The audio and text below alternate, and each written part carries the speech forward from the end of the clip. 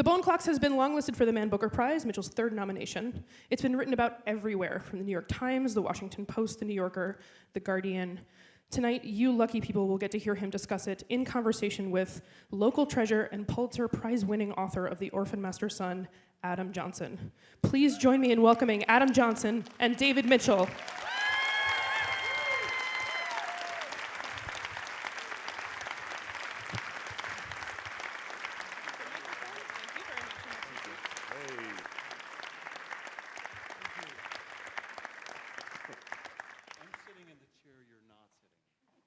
I was told stage left, but I don't know if that's... Stage right. Is stage right this one? Stage left. Okay, so I think then I'm stage... so this one's the stage right there? That's stage right. There appears to be some division there. No. But you're supposed to be stage right. I've actually forgotten if I'm left or right. Shall we switch? Okay, all right. I'm going to sit over here.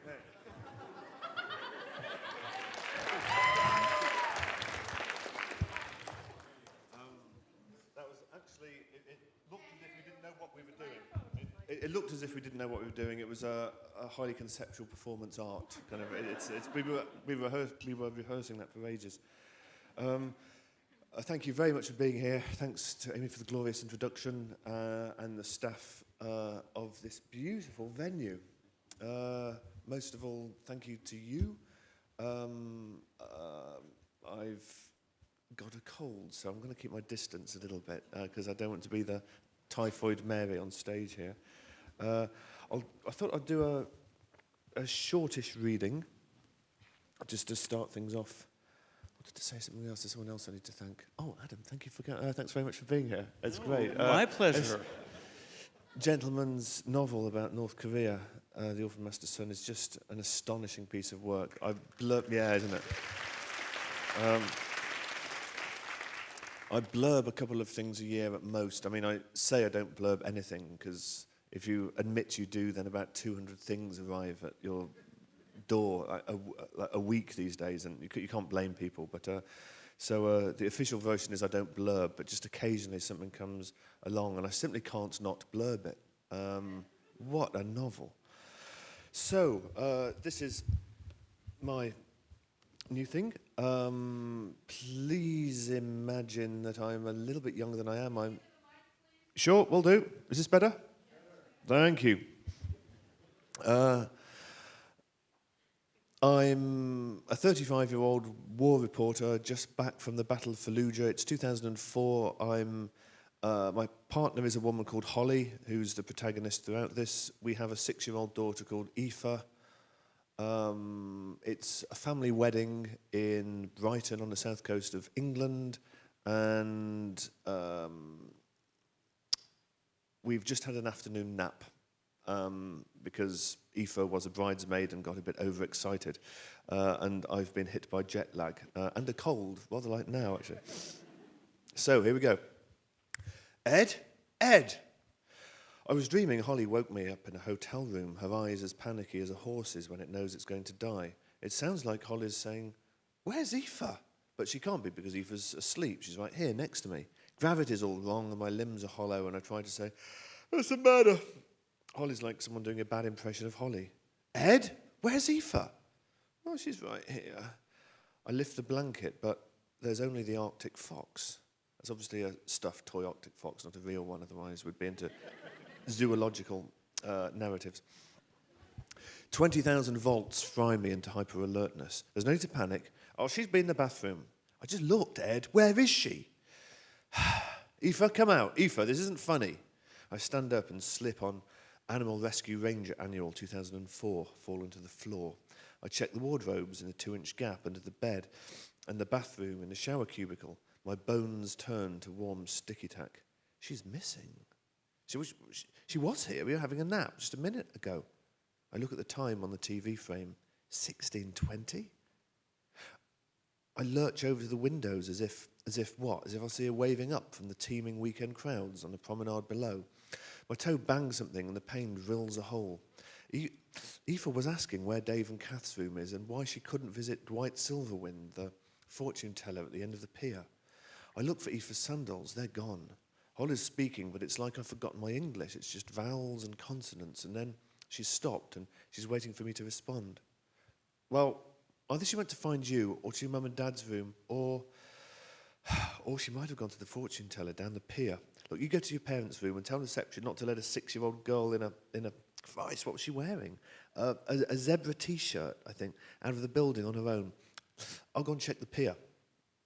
I ram my feet into my shoes, and as I leave the room, Holly calls out, "Have you got your phone?" And I check, and I call back, "Yeah," and then hurry into the corridor, down to the lifts where 2 old ladies from Agatha Christie in flowery frocks are waiting by an aspidistra of prehistoric size in a vast bronze pot, and I punch the down button, but no lift comes, and I punch it, and I realise I've been mumbling, "Shit, shit, shit, shit," and the ladies are glaring. And finally it arrives, opens, and the Darth Vader points upwards with his lightsaber and says, "Going up," in a Yorkshire accent, and I'm walloped in the guts by an image of Eve up on the roof, so I get in. Miss Marple says, "We're going down, but I must say, your costume's splendid." Now what am I thinking? Any door onto the roof would be locked. That's just stupid. Health and safety. And anyway, Aoife's on the pier, so focus. I get out, just as the doors close, and they bark my shin, making the doors open again, and Darth Vader says, "Oh, make your mind up, pal." If anyone's from Yorkshire, sorry, it's the only regional accent I can do. But and I know I'm a southerner, but I'm not mocking your accent or your culture, really. Just to the stairs. I follow the arrow marked stairs to another arrow marked stairs, and follow that arrow to another and another and another. The carpet muffles my footfalls. That's my Stanley Kubrick moment. Up ahead, the 2 old ladies are getting into the lift, so I shout, "Hold that lift for me!" And I spring like Michael Jordan, but trip over my undone laces and slide 10 yards, friction burning my Adam's apple, and the doors rumble shut. And maybe the Agatha Christies could have held the lift for me, and maybe they couldn't, but they didn't, the bitches. And I hammer the button with my thumb, but the bastard thing's gone, and my trusting, innocent daughter's getting close to that man on the pier with his own lockable fortune teller's booth, who probably doesn't even bother with underpants underneath his Merlin robes. I do up my laces again and step back, and the lift stops at 7. And about a decade later, it moves down to 6. It stays there for another decade, and a scream's welling up, and then I notice the stairs right there, through a glass door, behind the aspidistra. Oh, for Christ's sake. Down the echoey stairwell I pound like an action hero with dodgy knees, but what sort of action hero nods off while he's minding his only daughter? His only lovely, funny, perfect, fragile daughter. Down I run, floor after floor, on my journey to the centre of the earth, and the smell of paint getting fumier, and past a decorator on the step ladder saying, "Bloody hell, take it easy, mate, or you'll slip and dash your brains out." Obviously, he was the brother of the guy in the elevator. I reach a door marked emergency exit with a grimy little window and a view of an underground loading bay. So it's the back of the building when I need the front. And the door's locked anyway, and why didn't I just wait for the bloody lift? I hurtle along a service passage, skidding past a sign marked Level 0 Access. And what's this prodding uncertainty that I'm in a labyrinth, not only of turnings and doors, but decisions and priorities, and that I've been in it not just a minute or two, but ages, years, and I took some bad turns many years ago that I can't get back to, and I slam against the door marked Access and turn the handle and pull, but it doesn't open. That's because you're supposed to push it, so I push, and what?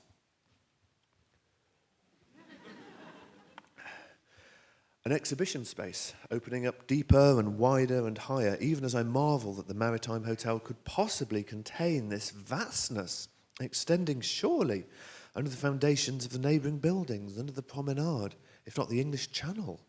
Thousands are perusing the rows and avenues of booths and stalls, and the noise is oceanic.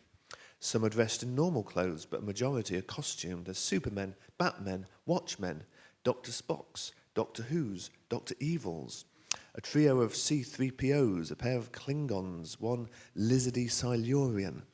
If you get that reference, you've watched too much Doctor Who.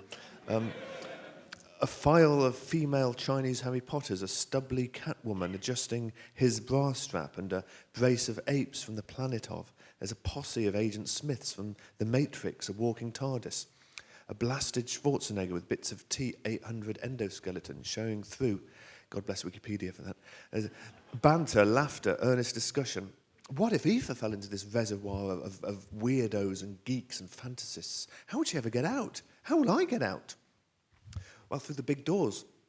On the far side, of course, under a banner, Brighton PlanetCon 2004. I hurry through the slow flow of browsers, of manga, of tribbles, of T-shirts bragging, Trekkies do it, up your turbo shaft. Self-assembly USS Enterprises, metal die-cast Battlestar Galacticas. I passed a Dalek blasting out the line, golden lads and girls all must, as chimney sweepers come to dust. And you must admit, a Dalek quoting Cymbeline. Well, actually, the only decent line from Cymbeline is hopefully worth the price of admission. I dodge an invisible man. Swerve behind a Ming the Merciless, squeeze between some Uruk-hai. And now I've lost the way out. I've lost Ifo, I've lost my north, my south, east and west. So I ask Yoda, which way's the way? And he answers, it's just next to the bogs, pal, and points. And at last I'm in the lobby, and I come between a cub reporter and a Judge Dredd, and out I plunge. Into the ready-solded afternoon, froggering between the traffic to the promenade. Horns beep at me. Well, thanks. But today I am exempt to traffic rules. The warm weather's brought out a hellish Where's Waldo? In the English edition, it's Where's Wally, but hey. Where's Waldo of seaside humanity, of families who haven't lost their 6-year-old girl through carelessness, through neglect, and I'd swap my soul for the chance to go back to our room about an hour ago, and I'd handle Aoife better, and I'd say, look, maybe I was a bit grumpy earlier, love. Let's go back and see Mr. Silverman together, shall we? If only I could have Aoife back, I'd give the mystical old bastard my ATM card and wipe his arse for a year. Or if I could jump forward an hour in time after Aoife's turned up safe and sound, and the first thing I'd do is call Olive's son at the paper and say, I'm sorry, Olive, send Harry to interview Dufresne, send Jen. I'm going to spend the week with my family. God, let Aoife be. Run through the crowd and jump into my arms. Let no stranger be bundling her into a van. Don't go there, just don't go there. A jostling river of people flows on and off the pier. I force a way through and jog upstream and then slow down. I mustn't miss her if she's walking back this way, looking for Daddy. Keep sweeping the faces side to side. Scan the faces for Aoife's. Don't think about the headlines reading Daughter of War Reporter disappears, or the tearful TV appeals, or the solicitor's statements on behalf of the Sykeses. The Sykeses who lived this nightmare once before. And my phone trills. Please, God, end this now. It's Holly. It's tough as boots, Holly. And I'm praying, please, God, please, God, please, God, let it be good news. And I say, what's the news? Mum and Dad haven't seen her, no. How about you? I'm still walking down the pier. I told the hotel manager. They made an announcement on the PA and Brendan's watching reception. They say the police won't send anyone for a while, but Ruth's onto them. Look, I'll call you as soon as I'm at the fortune tellers. Okay, end call. That's it. I'm nearly at the amusement arcade and look. A little black-haired girl in a zebra T-shirt and green leggings slips inside the propped open doors. Oh, that's her. That's got to be her. And a hand grenade of hope goes off in my guts and I shout, Aoife! People turn around to spot the madman, but Aoife doesn't. I dodge between sunburned forearms, ice creams and slush puppies. The dark interior scrambles my senses. Aoife! The chainsaw roars of Formula racing cars and aka of 22nd century laser blasters and the rubbled thunder of digital bombed up buildings, and there she is. Aoife, thank you, God, thank you. She's gazing up at an older girl with a cut-off top and bangles on a Dance Dance Revolution game floor. And I lurch over, kneel at her side. Oh, Aoife, sweetheart, you mustn't wander off like this. Me and Mum have had a heart attack. Come on. I put my hand on her arm. Aoife, let's go back now. But Aoife turns to me. And she's got the wrong eyes, wrong nose, and the wrong face. And I'm pulled back by a powerful hand by a well-built man in his 50s wearing a nasty acrylic shirt. And what the feck do you think you're doing with my daughter? It just got worse. It actually really just got worse.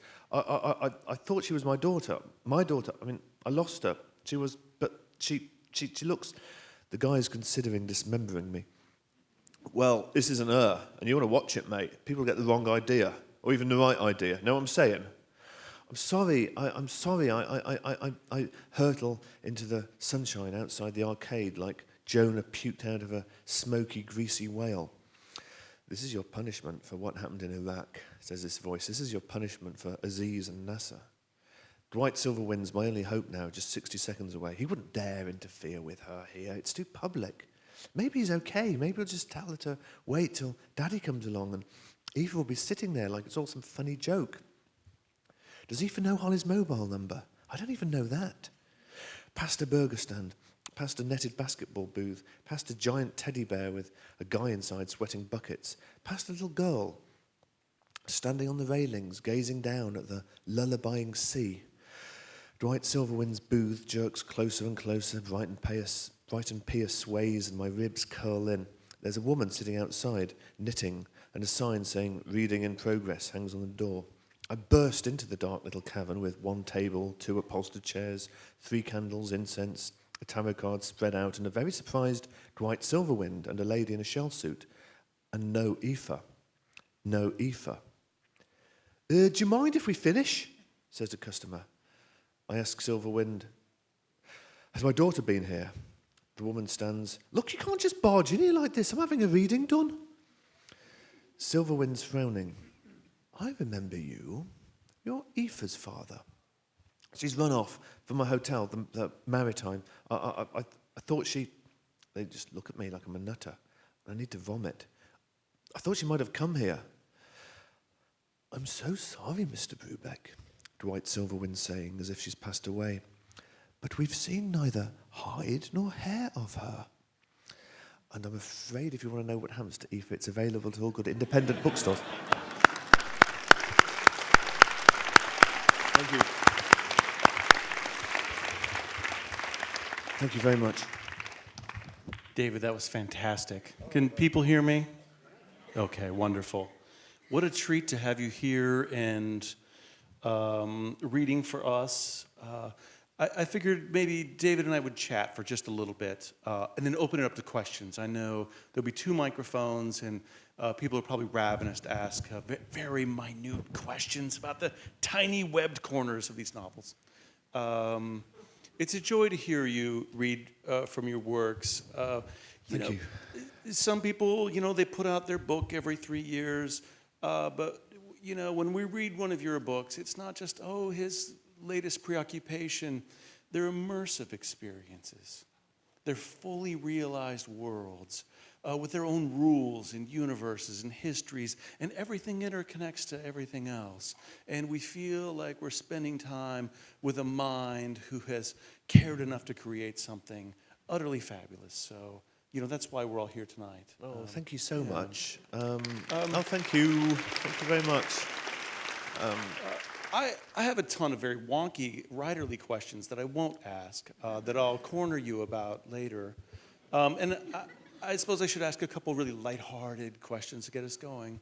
But in that section you read, this character Ed, who we meet early on, is a very kind of capable, well-balanced young man that we immediately like, though he's a little lost. In this section you read, he's a person who's trying to make a choice between his work and his family. Yeah. And in that section also, he references Aziz and Nassar, which are 2 of his cohorts in Iraq, who kind of paid the price for his over-dedication to his work. I'm a father and you're a father. How do you balance these worlds?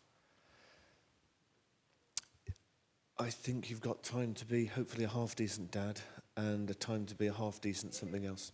Sure. Sorry. I will, and I'll just bring the microphone a bit closer. Thank you very much. Please keep doing that, because I've got no idea of the acoustics in the Kabuki Theater. So to answer Adam's question, I think you can be a parent and be there and be what you need to be for your kids, and probably one other thing, and everything else has to suffer rampant neglect.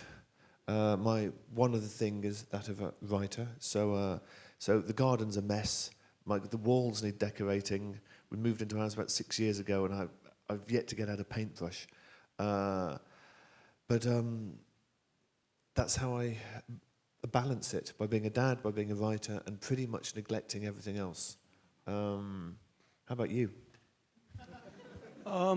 It's a question I kind of grapple with every day. I also teach, so I have that whole other dimension. I feel like I can be 2 of the 3, like a father, husband, a writer, and kind of a teacher person in the world, and I can do 2 of them well, and something is always suffering. Yeah. a house with this little office, but it turned out to be under the kids' room. Oh. And so yeah, I sit yeah. there and I type, I think, what am I doing spending time with imaginary people when there are real people right above me that I'm And ignoring? they grow up so quick, and soon they'll be flying away, and you'll just be left with their memories, with little remembered noises on the ceiling, but it'll just be in your memory. It'll just be silence. And you'll get older and grayer, just living with your regrets, and so of course you have to shut up the laptop and go and play with them, don't you? That's one option. Yeah. Thanks for coming out tonight. He's got a cold, but he's rallied to make it happen. Oh, What a great wonderful crowd here. To see turn out. Yeah. I'm curious about your research because I write from research a great deal. Just a bit. Do you North Korea. Wow. how much research do you do? Do you have a section in Reykjavik? I'm like, did he go to Iceland to go to these woods to check things out? It's more the cart is before the horse or the horse before the cart. I go to places, and one more thing that writers are is a location scout, right? So we go somewhere and we maybe take notes about it and just try to get a few words down as sort of textual photographs so that we can get back there quite quickly when we read those words again. For some reason, they're more evocative than photos. Perhaps because our iPhones are full of photos we never now look at. And then when I need a location, that section was going to be set in Estonia because I accepted we get offers from time to time, don't we, to go to a literary festival somewhere, and on the whole we can't go to all of them because of our responsibilities as family guys. But the ones I accept are ones that I think that I can use at some point in the future. And Crispin Hershey is just that mad. It's just that principle gone mad. And pretty much everywhere I've been in the last few years, that's where Crispin Hershey goes. Reykjavik or Iceland was an exception. I just went there because I think Vikings are really cool, aren't they? And so it just became easier and more nourishing or tastier to write about Iceland rather than Estonia. More generally, research, you do what you need before you start. You do enough to get started, and then once you get started, you hit absence of research walls is the technical term for this. You get this more in historical fiction, or the further away from your home base you are, your home court you are, the more you need, I guess. Well, I dream of being Crispin Hershey someday. Best books behind him, but just going business class from one festival to another festival, never even having a home, little cocaine. But I'm gonna come back at you with this one. Like your last book, 1,000 Autumns, is set, like in 18th century Japan, and you must have had to research, Dutch sailing and the East India Company and the intricacies of customary interactions of the Japanese of the period. Edo. Yes, I did. That was overwhelming quantities of research, and then of course you have to not put it in, otherwise you get sentences like, "Well, my lady, would you like me to light the sperm whale oil lamps, which emit a constant glow, but which are rather expensive, or would your lady prefer me to use the pig tallow candles, which, of course, are as cheap as pig shit, but which emit a smoky glow which is more difficult to write your letter by, my lady?" Obviously, you have a sentence there that is boasting of its own research, which is one of the little needles that comes along and pricks the oh-so-vulnerable, lovely, big, shimmering bubble of fiction that we need to stay integral. the suspension of disbelief. There's, again, I'll just repeat myself in a way, there's research you need to do to get started, and then, you hit a scene. I remember one scene in that. Jacob is doing an interior monologue, pretty deathly. So you need to break up an interior monologue. You need to give him something to do while he's thinking, right? I thought, I know, he's been having a shave, because that's when guys look in the mirror and think about things, which is why we cut ourselves so very often, because we're not really concentrating on it. But hang on, shaving cream, when was that invented? Late 18th century? If you're curious, it was, but it was quite expensive, so probably a lower clerk in the Dutch East Indies Company wouldn't have spent his pay on it, I judged. So no shaving cream, just water. But there are all these Rumsfeldian unknown knowns that you know are known somewhere, but you don't know them. So we mock, and of course, kind of slight misadventure in Iraq for sure. But kind of that was just that's so useful. That sort of profound wisdom for me. I use that all the time, with some embarrassment, but I use it all the time. Research. I can't believe you said what you just said about cocaine. It's such a public arena. I mean, I know San Francisco's liberal, but I mean.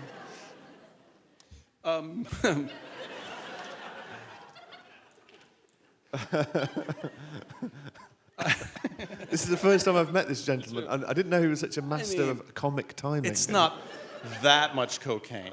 It's just one packet. Yeah. Oh, but he's. I kind of love him.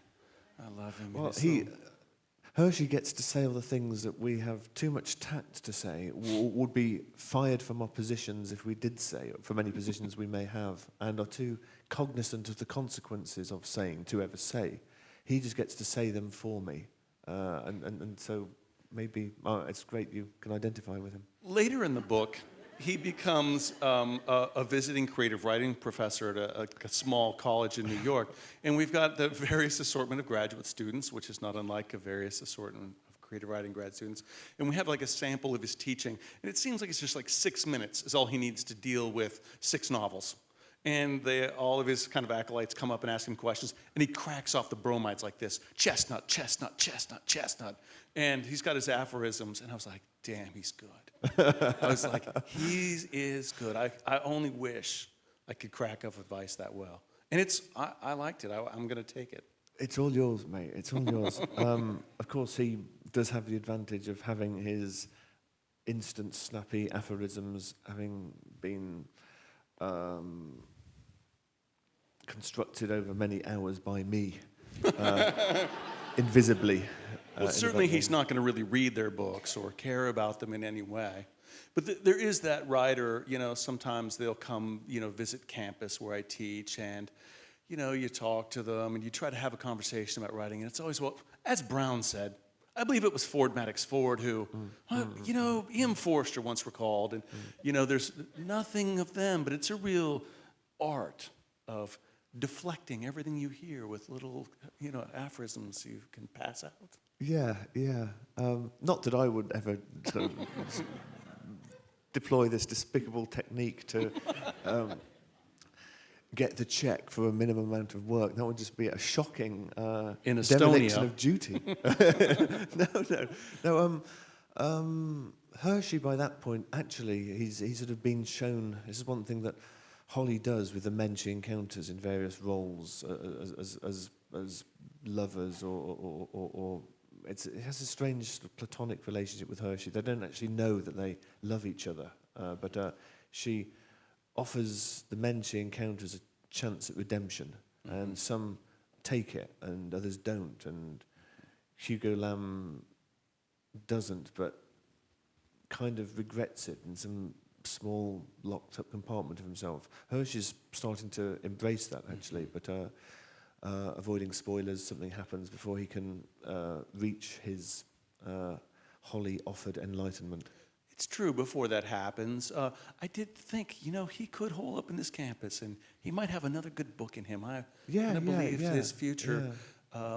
As long as he dealt with the one thing he hadn't dealt with, which was framing someone for a crime.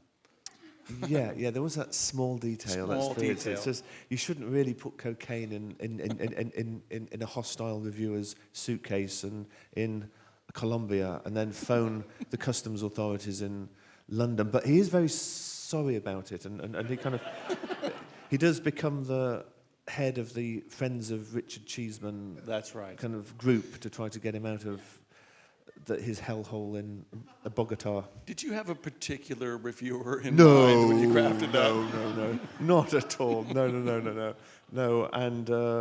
And the mere suggestion that I had anyone in mind in any of that section is probably legally actionable. He not only plants the cocaine, he calls Heathrow and alerts them. Yeah. He goes one farther. Well, he doesn't think through the consequences. He just thinks it'll be a public spank on the bottom for an eminent newspaper guy. But he didn't know that this was a period of cooperation between the British and the Colombian customs authorities, so he'd actually get caught at the Colombian end. And up until this is where research comes in, actually. Up until this, I thought it was quite sort of in kind of a nice little jape, Oak Crispin up to your tricks again. But then I YouTubed a document, and I just wanted to find out what conditions in prisons in Colombia were like, and bloody hell, what have I done? I mean, I've written it, I can't change it now. And I've just sent this poor guy, and he's in there, and this is monstrous conditions, and you have to join gangs and get tattoos, and the prison guards don't run those places, it's the inmates, and your only way to kind of not have horrible things done to you is protection money, and you have to keep paying it to the gangs, not to the prisoners, but not to the guards, but to the gangs. And you sound troubled. It was just YouTube, right? YouTube research? Yeah. But it is a case of, sure, it is an example of how art involves accidents, and often the accidental things are actually the major changes in direction that can take you to the best bits, and that kind of deepens Crispin's a character, because he then has this moral dilemma. His only surefire way to get this reviewer out of prison is to confess what he's done. But then guess what's going to happen to him? Right. And he's not quite strong enough to do it. But it just makes him more complex and less of a cartoon character as a result of kind of an unthought through accident. I like I said, I loved Crispin. I wish he was like my sketchy uncle. Like he didn't live too close, but he would breeze into town every once in a while, drink all my booze, eat my food, and tell me a great story and hit the road. It sounds like you have someone in mind there. I was quite specific. And if it was your event, then I would ask you for more details, but maybe I shouldn't. When I read Cloud Atlas, I read it as a writer and as a reader. And as a writer, I think I had the same response for both of them. It was something very nail-biting about it. There was something very serious and tense and at stake. As a writer, I was like, how are these 6 partial stories going to come back together? How are they going to fit together? How are they going to inform one another? There was so much at stake. It was such a high-wire act that when I started to feel it was going to work, it was a total joy. And as a reader, you read books that promise a lot, right? They show you many things and open many doors, but in the end, they don't fulfill. They kind of let down. But that book was I was like Swift, that read Richardson all day Saturday and all day Saturday night and preached it from the pulpit Sunday morning, I maybe it was a projection, but I felt, what was at stake for you? That seemed like a very serious gamble, that book. And when I read this one, it's equally elaborate. It's equally fantastic in its structure and amazing. But I kind of felt you were having fun with it. Because we instantly start connecting all the characters and connecting previous characters from other books. And there's a sense of inclusiveness to it, Was this book more fun to write? Did you set out to? Was it a different experience for you? The writer who wrote Cloud Atlas, I mean, I can't deny that I'm not him, but kind of I must have started that when I was about 30, which, good God, is 15 years ago. Time does that to you. So there's several more layers on me, actually quite literally. So it's a little bit hard to think what I was thinking, other than it was sort of I wasn't aware of it being a high wire act until the weekend I handed it in to my editor. And at that point, I just thought, oh my God, what have I done? I've just put a bullet through the temple of my brilliant career.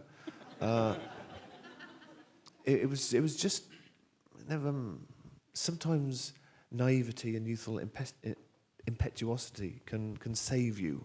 It's a bit like if you're walking through a really bad part of town you shouldn't go, but you don't know it's a bad part of town you shouldn't go, and you just kind of walk along, and all the hoodies and the muggers in the doorway think, my God, look at him, he looks so confident walking through here. I'm not going to touch him. He kind of or something.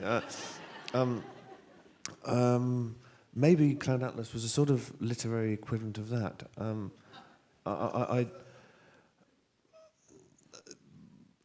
I knew it would link in. The structure makes it link in, and the way that the narratives are contained and nestled in one another. One's sort of a book which is contained in letters, and those letters are contained in the airport novel, which are contained in something else, and there's a film in there somewhere, and I don't know all the details now.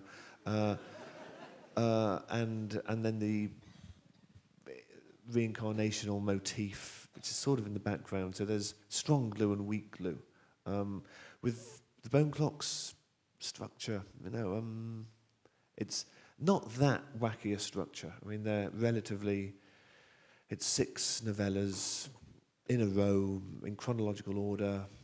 The strong glue is Holly. She's the narrator in the first and the last. That's strong glue to start off with. And then she's seen, or she's encountered as a major minor character in all of the others, as a lover, as a partner, as a colleague for Crispin in a way, who's becoming a little bit more than a colleague, as part 5, as a weapon in some kind of a fantastical metaphysical war between 2 circles of shadowy immortals. That one. So, the matter and the antimatter that I need to make coexist in the same book isn't derived from the structure, which is sort of the risk in Cloud Atlas. It's actually from genre. The thing I need most to work to getting away with, that is, the grammar in that sentence is shocking. I'm sorry. I'll just blame my cold. The biggest risk, or the hardest thing to pull off in Bone Clocks was mixing, say, or asking the reader to take me seriously when I'm talking about Iraq, which of course was and is a real political and military inferno in which many tens and probably hundreds of thousands of people have lost their lives. And yet, in the same book, within the same book jackets, I have something much more kind of, Neil Gaiman-y?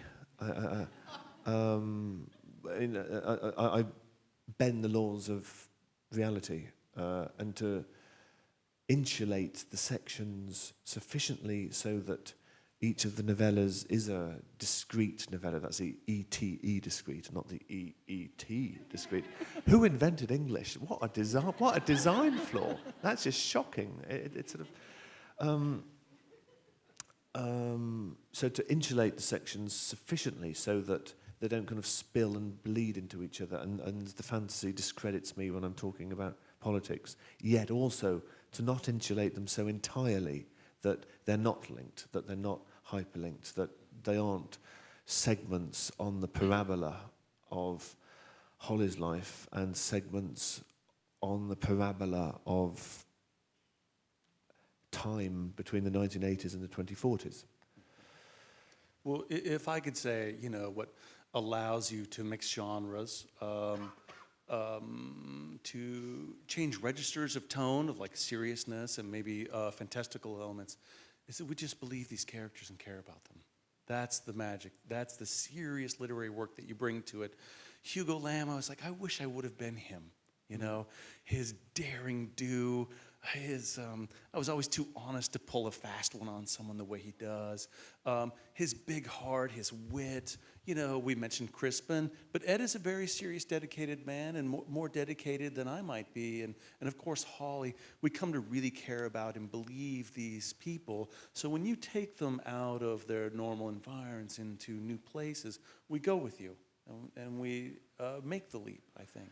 Well, this is there in your book too, Adam. This is the first item on the constitution of creative writing, perhaps. You write a character that we can root for and then expose them to jeopardy. And you can get away with a lot if you're doing that, which is, I think this is as old as Beowulf and as recent as Arya Stark in the Game of Thrones. It's the same trick, and isn't it magic? And as a reader, you know, this is a sturdy foundation which can take a lot of strange building on, which is another terribly grammatical, awful sentence. But No, but I mean, just creating a character that we believe in, that we care about, that we follow, we get invested in, we want to know what happens next. It's just that baseline of good literary fiction is enough for us, you know. But then to say, oh, but I've got a larger plan. Oh, we're going somewhere else. I think that's something that you bring to the game that everybody's enthralled by.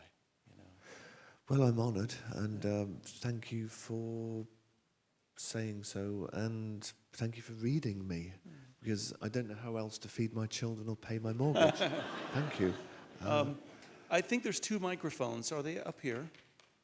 Hey, thank you, guys. Thank you. Thank you very much.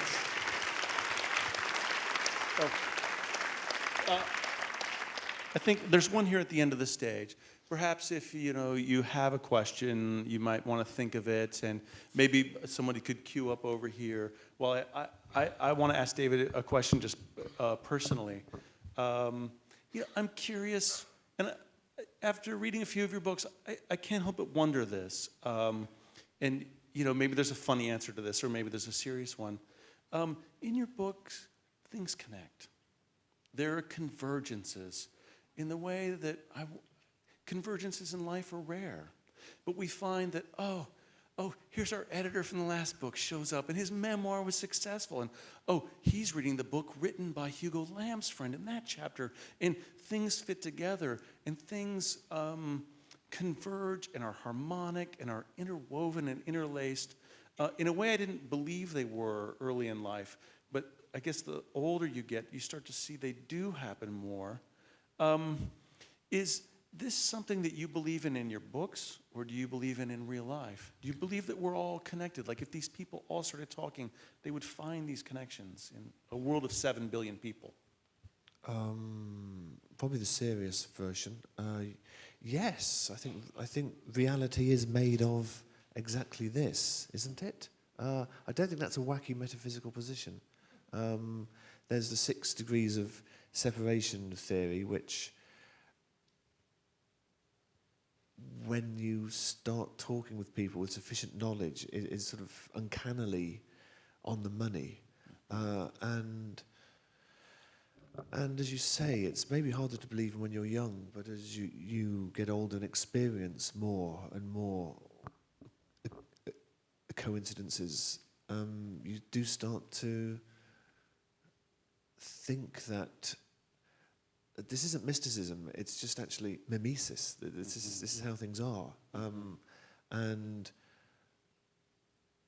what strikes us as a coincidence, what strikes us as a piece of Jungian synchronicity, is just an advantaged or a fortuitous viewpoint that we happen to be in. most of the time, the coincidences and our kind of the intrinsically interwoven nature of reality passes us by. A, because we're too busy thinking about other things to look out for them, and B, because we're not sat at the right stool at the right place to see it, but they're there. All the near misses, these sort of these. I on my desk, I've got a. This is my version of an 18th century skull, which gentlemen of the Enlightenment would have just to remind them of the vanity of human wishes. But I've got a little postcard of a ship that my dad was taken to when he was a kid. When his parents took him to India during the war to escape the imminent German invasion. My grandparents obviously weren't very optimistic about the wartime chances. The boat got to India, and shortly after leaving, after re-entering European waters on the way back, they went out in a convoy in those days, and it was sunk, and everyone on board died. And I've always sort of thought about how easily I might not be here, and that's true for all of us. The chance things, sort of, if our father's armpits were just a little bit smellier that night, then kind of the date might not have gone well, and none of us would be here. And then where would we be? Or would we be half ourselves, or what? Or how about these people that we're not because the armpits were smelly, or who knows? This is what reality is made of. It's this teeming, seething super strings, not of quantum mechanics, although probably those as well, but of connections. Of connection. Phew. Well done. You are a man of the Enlightenment. I just have to let you know that. I feel like more of one of the endarkenment right now, but thank you very much. Anyway, there's a very brave person who's going to be asking the first question. Thanks very much for that. Thank you for coming. You could put the microphone in front of an English audience and there'd be not a soul lined up, so we're kind of more reserved, but thank you. I lived in England for a year. They also don't bag your groceries. Anyway, beside the point. I wanted to hear a little bit more about your space where you write and that sort of thing. You mentioned the postcard, but I wanted to hear a little more. Do you use a typewriter or computer? Just sort of curious. Oh, sure, that kind of stuff. Okay. Mostly I've got a hut in the back that I paid a builder to build, and it's nice, but I didn't factor in the Irish weather. It gets a little bit cold for much of the year. So if I'm not there in the summer, then I'm in the back bedroom, working away, kind of like I was, I guess, when I was a student or something. Not much has changed in a sense. And there's a window with, we've got about a third of an acre in Ireland, a long, thin, narrow garden, and my very optimistic, brave little garden, vegetable patch full of weeds, the briars, the brambles slowly taking over the hedges. I must cut them back when I get back, otherwise they'll be like kind of Sleeping Beauty, just and an Irish hill with a few houses in the background and clouds going by. I drink tea when I work. Start off in a notebook. When that goes well, jump onto the laptop. And will that do? And That's your a nice question. neighbors, your fellow villagers, what do they think of your profession and your obviously odd ways? Yeah, they are. The Irish are really good at the Irish are not impressed by fame at all, and if they are, they sure as hell aren't going to let on. So yeah, I get left alone really. We live in a small little parish outside the town of Clonakilty, and they kind of know what I do, and people locally do, and I guess there's some sort of local pride there, but I stay out of the Irish media as much as possible. I kind of want my kids to think, just like I did, that my dad had entered a world's most boring father competition and won. And I don't want them to have to handle, oh, your dad was on TV last night. So I kind of keep as low a profile as I can, and it's a happy enough state of existence. Yeah. Hey, hello, there's another person appeared there, like the ghost of Christmas present. You want to put your finger towards it and say, Scrooge, or Mitchell. Hi. Hiya. I was quite curious to know how you decide which characters to bring back. I was very excited to see Mo again. Oh, Mo, yeah. yeah, Haven't seen her for ages. Yeah. Yeah, she was one of my favorites. Thank and you. also, as a side note, any more plans for Soleil Moore? For more people in more books? No, Soleil Moore. Oh, right. Soleil Moore, yeah. Thank you. Sure. So the young lady was asking, by what criteria do I rehire former characters from my previous books? And more specifically, there's a character who has a small but significant role in the life and death of, spoiler, of Crispin Hershey. You can't do it too often, otherwise your book just feels like a Friends Reunited kind of session. But a few times per book, yes. You just sort of think, who can I remember who's alive here and who is the right age now and who I've already done and who I liked and who could bring something to this vacancy, who's got the right CV of experiences. And I give them a formal interview. I sort of advertise in-house first. And if they pass the audition stage, then they go on an orientation weekend, and I tell them what is going to be expected of them in this new job. And if they pass that, then I bring them in. Soleil Moore. Soleil Moore is one of these people that you do encounter on the road sometimes a little bit. Hi, I'm a poet. Read my book. Here you are. And sometimes put in a position where the only way of saying no is to be rude and say no. So, of course, I don't know about you, but I don't have the stamina. So I say, oh, thanks very much. I'll read it later. If someone in the, I have to be careful what I'm saying because there might be people in the audience who were planning on doing that, and I've sort of pre-insulted them and kind of pre-mocked them, which is awful. In fact, this gentleman might be making for the exit now because he's got a. No, he's the next questioner. Thank you very much. Soleil Moore, yeah, she should be serving a hefty prison sentence. Her name is a kind of a pun. There's a stunning character, speaking of Forster, in a Passage to India called Mrs. Moore. So her name is Soleil Moore. She becomes Miss S. Moore, Mrs. Moore. Little Easter egg. Who interests me most from the Bone Clocks, though, is Hugo Lamb. He's out there somewhere now. Yeah. Now he's sort of in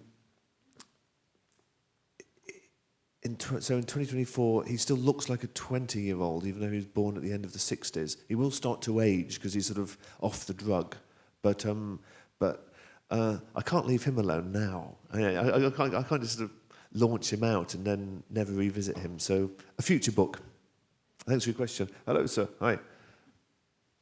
Hi, I was just curious if there was a particular sect or tradition that informed either the anchorites or the horologists. Right. I haven't been asked that before. That's why I like Q&As. A sect or tradition that informed either of them. This thing with mortality or immortality is a long-term project for me, really. My very, very first never published pile of crap, Novel Zero, that was before a ghostwritten. Even that had a a disembodied spirit in it who could inhabit us. So it's been on my mind for a while.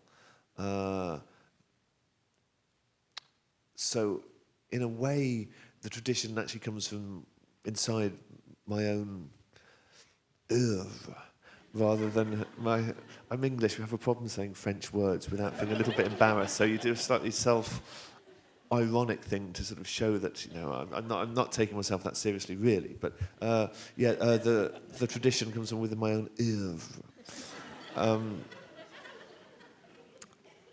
Plus I'm embarrassed about mispronouncing it. And there's sort of a mountain cult also and this is one of the things apart from Marinus that links this with the Thousand Autumns as well. There's a mountain cult who we think are probably nutters in Thousand Autumns where I won't describe what happens too much, A, because it's grotesque and horrible and you'll think I'm sort of sicko, and B, I kind of don't want to give it away, but the Bone Clocks actually makes that real. It makes it potentially kind of not a twisted, fantastical thing of psychos, but actually something that's working for them. So it kind of comes from that more than anything outside. But this is always with us. I learnt for the first time today about a group you have out in this part of the world, just by coincidence, of course, called the transhumanists. Have you heard of them? People who are sort of trying to make themselves more than human, the details were a bit hazy, but we want to transcend what we are. The spirit is frustrated by our aging, decaying, time-vulnerable car of bone and skin and organs that it travels in, and it wants out. It doesn't like the idea that we're dependent upon it, and you find this in all sorts of points throughout history, which is why it's a great motivator novelistically for your villains, because it's something we all feel. It's so spoofable, the normal motives about greed or lust. Lust is a decent motivator as well, of a type, but sort of, I'm bad because I want $10 million. Well, just get yourself appointed to a hedge fund and help yourself, or kind of, that's what Halliburton is for, right?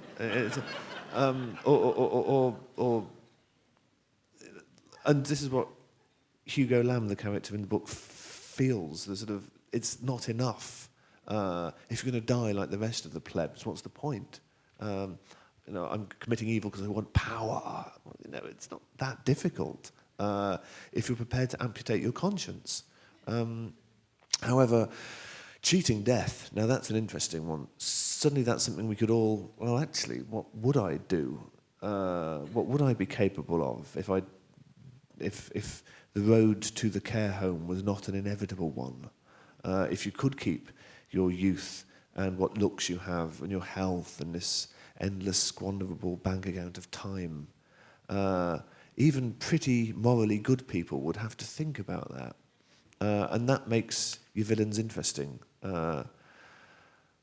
Make your heroes somewhat villainous, make your villains somewhat heroic. And that's why Mad Men's so good. There's basically there's no monsters in it. And there's no angels in it either. And isn't it engaging because of that? Anyway, hello. David, of the 300 books I'll read this year, this is far and away my favorite. Oh, 300? 320, Wow. something like that. Wow. I read a lot. I believe you. Thank you very much. Yeah, far and away. So my question touches on an earlier question. Sure.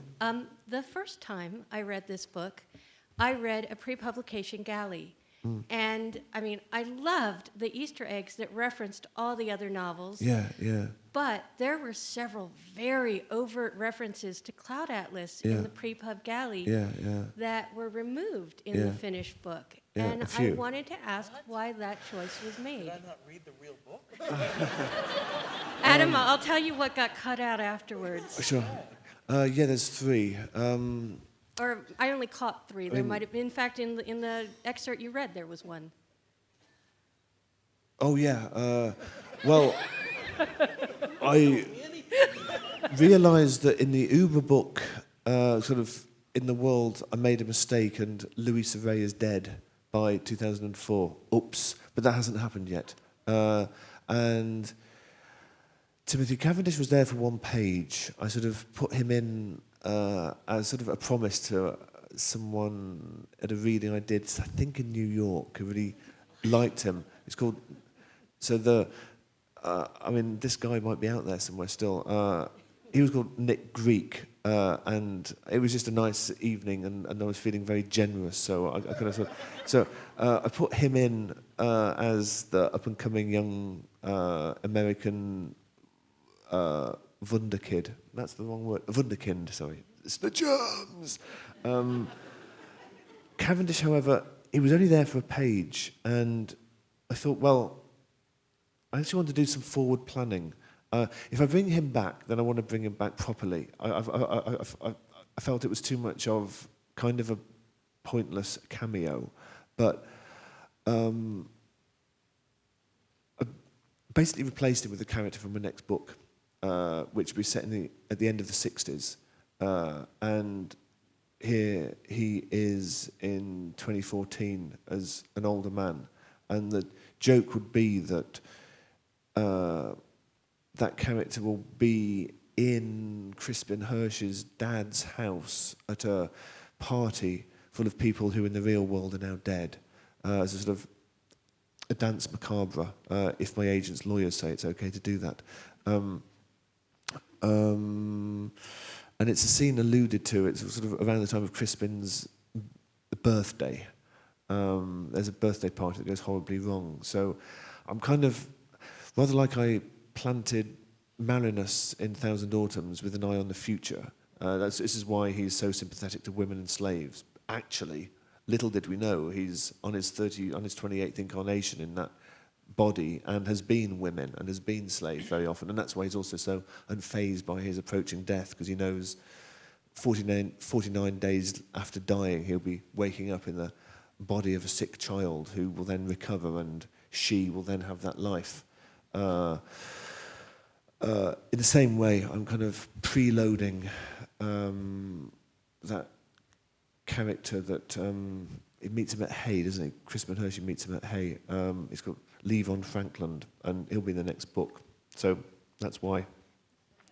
Thanks for your question now. You're very welcome. Wow. So if you're feeling generous, you'll entertain suggestions for characters in later books.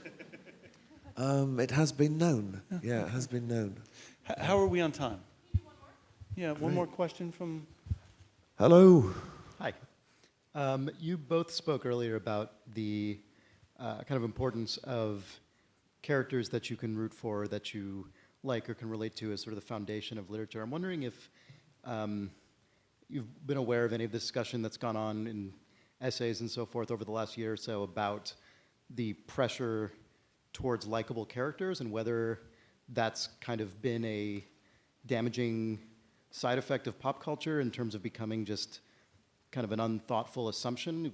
Certainly if you can look at extremes like Lolita or something, obviously you can write great literature that doesn't necessarily rely on your characters being likable. I'm wondering if how much you think about that, if at all, and what goes into the balance between likability and sort of believability with all of its complexity. Sure. Great question. It is, isn't it? I think Humbert Humbert is an adorable character. I wish he didn't rape children, but his facility with language, he's so bright. I mean, I'd go on a cross-country road trip with him. If you were 30 years younger and your sexual organs were on the inside of your body rather than the outside of your body, you might think twice about that road trip, Adam.